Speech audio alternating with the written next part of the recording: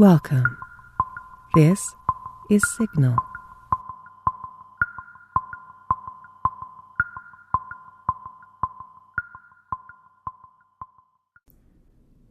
The Terrible Old Man by H.P. Lovecraft.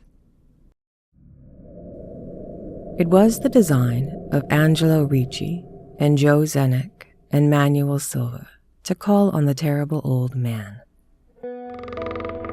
This old man dwells all alone in a very ancient house on Water Street near the sea, and is reputed to be both exceedingly rich and exceedingly feeble, which forms a situation very attractive to men of the profession of Messrs. Ricci, Zenick, and Silva, for that profession is nothing less dignified than robbery. The inhabitants of Kingsport say and think many things about the terrible old man, which generally keeps him safe from the attention of gentlemen like Mr. Ricci and his colleagues, despite the almost certain fact that he hides a fortune of indefinite magnitude somewhere in his musty and vulnerable abode. He is, in truth, a very strange person, believed to have been the captain of East Indian clipper ships in his day, so old that no one can remember when he was young, and so taciturn that few know his real name.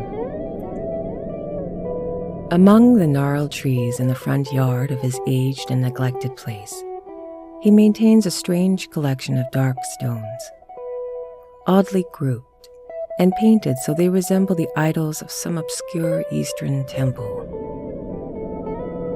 This collection frightens away most of the small boys who love to taunt the terrible old man about his long white hair and beard, or to break the small paned windows of his dwelling with wicked missiles. But there are other things which frighten the older and more curious folk, who sometimes steal up to the house to peer through the dusty panes. These folks say that on a table in a bare room on the ground floor are many peculiar bottles, in each a small piece of lead suspended pendulum-wise from a string. And they say the terrible old man talks to these bottles, addressing them with such names as Jack, Scarface, Long Tom, Spanish Joe, Peters, and Mate Ellis, and that whenever he speaks to a bottle, the little lead pendulum within makes certain definite vibrations, as if in answer. Those that have watched the tall, terrible old man in these peculiar conversations do not watch him again. But Angelo Ricci and Joe Zenick and Manuel Silva are not of Kingsport blood.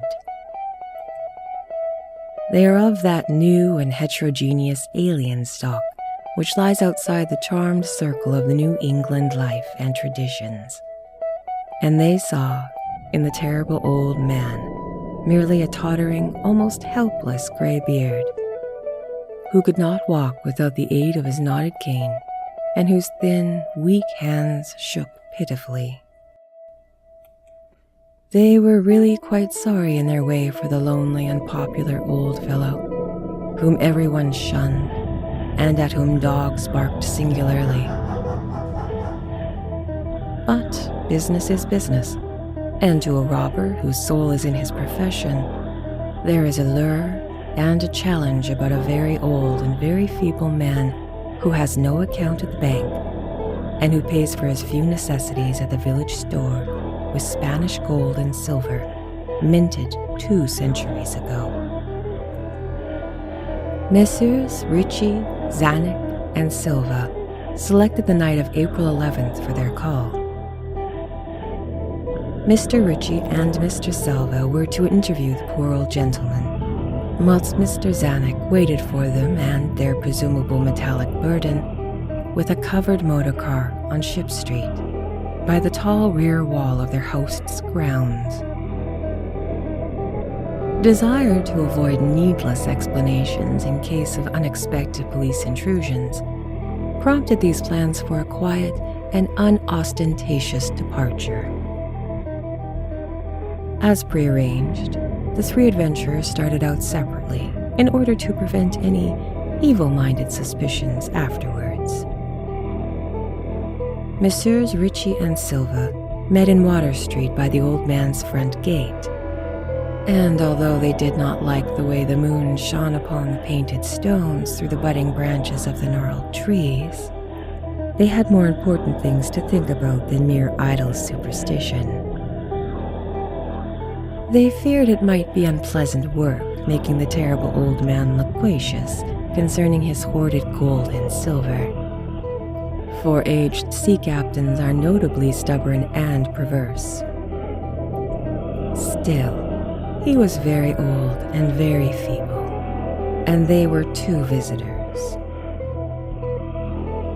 Messrs. Ritchie and Silva were experienced in the art of making unwilling persons voluble, and the screams of a weak and exceptionally vulnerable man can be easily muffled. So they moved up to the one lighted window and heard the terrible old man talking childishly to his bottles with pendulums. Then they donned masks and knocked politely on the weather-stained oaken door. Waiting seemed very long for Mr. Zenek, as he fidgeted restlessly in the covered motor car by the terrible old man's back gate in Ship Street. He was more than ordinarily tender-hearted, and he did not like the hideous screams he heard from the ancient house just after the hour appointed for the deed. Had he not told his colleagues to be as gentle as possible with the pathetic old sea captain? Very nervously, he watched the narrow oaken gate in the high, ivy-clad stone wall. Frequently, he consulted his watch and wondered at the delay. Had the old man died before revealing where his treasure was hidden? Had a thorough search become necessary? Mr. Zenek did not like to wait so long in the dark in such a place. Then he sensed a soft tread or tapping on the walk inside the gate, and heard a gentle fumbling at the rusty latch, and saw the narrow, heavy door swing inward. And in the pallid glow of the single dim streetlight, he strained his eyes to see what his colleagues had brought out of the sinister house which looms so close behind.